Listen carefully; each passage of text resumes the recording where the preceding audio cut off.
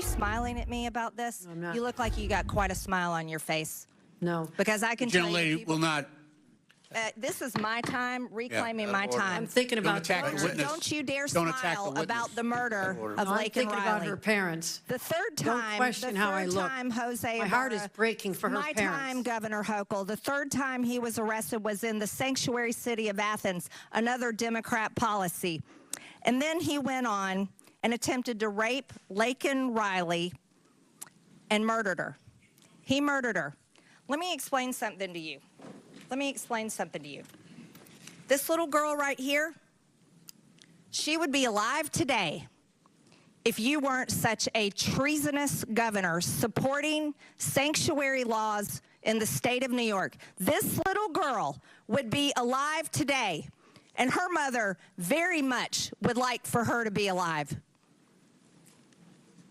This is outrageous for anybody in this country to support for non-citizens to be able to come in our country, be able to travel wherever they want, and then make taxpayers pay to house them, feed them, and then give them a plane ticket after they had been arrested in their state. That's what you did.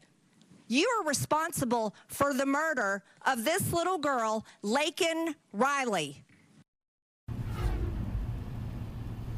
Those are some harsh words there. You were responsible for the murder of a little girl that was murdered at the hands of an undocumented immigrant? Yes, and you heard that in various forms with other issues, too.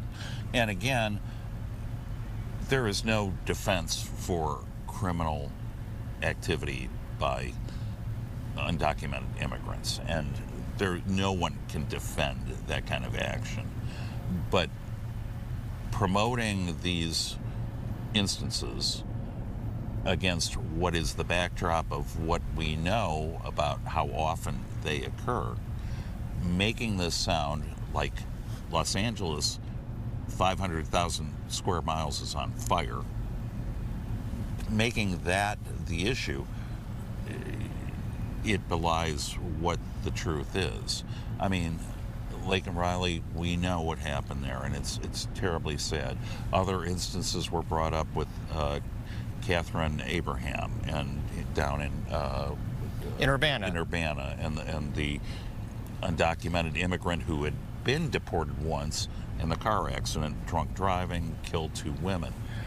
There's no way to defend that, but at the same time, when you're a state that's been foisted upon, going back to Governor Greg Abbott, and you've got these busloads of immigrants, where do you balance the humanitarian aspect? Right, and Pritzker tried to make that point. You know, I didn't ask for this crisis, but when it came to our state, we tried to respond to it. I do want to sort of get into the weeds on the Trust Act because, you know, I spent a lot of time looking into this. I've covered it over the years, as you have, and folks kept saying, well, you prohibit police from cooperating with ICE. It's not true. I mean, when ICE has a criminal warrant, local police cooperate. Here's the magic button for ICE, a judicial criminal warrant. ICE has always relied on administrative warrants for their activities, not immigration administrative warrants, right. Not federal court judicial ordered warrants. Right. That's the magic bullet.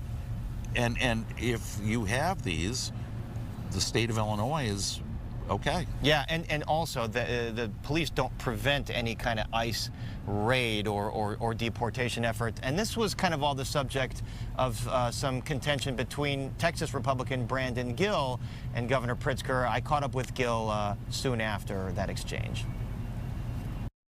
Do you support abolishing ICE? No, I believe we need an immigration force in the United States. You don't. In fact, you believe a budget is a moral document, is that correct? I do. You do. You tweeted that. Your administration gave $12,000 to the Organized Communities Against Deportations, which just this past month was marching in the streets of Chicago with signs saying abolish ICE. Do you support this? I do not. Is this a reflection of your moral values? Force. Is this a reflection of your moral values? I do not support abolishing an immigration force. That's good to hear. Mr. Governor, do you think that biological men should be able to use women's restrooms?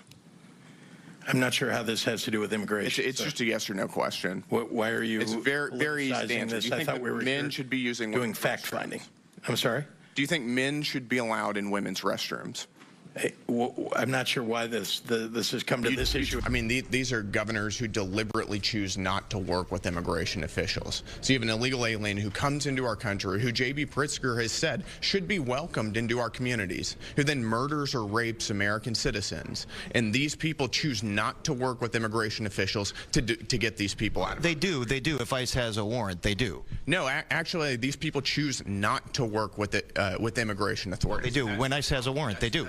When ICE has a warrant, the law says they do. Whenever somebody gets arrested in a sanctuary state for a crime, they have the choice of whether they can go work with ICE to get these people out. Which they do when someone's arrested and there's a warrant. They do. Choose not to. No, the law explicitly says that they can, that they do. Who have been in prison, who are released from prison, and these governors choose to put them back out onto the streets, not to deport them and to give them over to ICE. You made, and the point on bathroom stuff, what did that have to do with sanctuary states? You know, it speaks to the governor's credibility and to how much of a lunatic he is.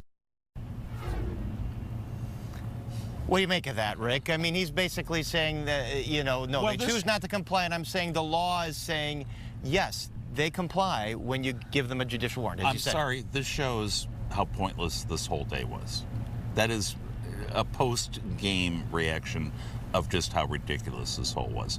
This was all a manufactured setup by Republicans, by Democrats, including the governors in their own part. But frankly, it was almost like a volleyball match with the congressional Republicans and the Democrats, and the net were the three Democratic governors sitting in the middle. And they're hurling stuff over them. They didn't need them there. We didn't have to be here. Well, there was a few times where the Congress people were just attacking each other, and the governors were just kind of sitting there like, what am I doing here? Well, there were stage props. Yeah. I mean, literally, like I said, they were the volleyball net. You just had this hurling going back on over issues that had nothing to do with immigration. Right. There was a lot of jokes today about how this committee is not exactly the Ways and Means Committee. Anyway.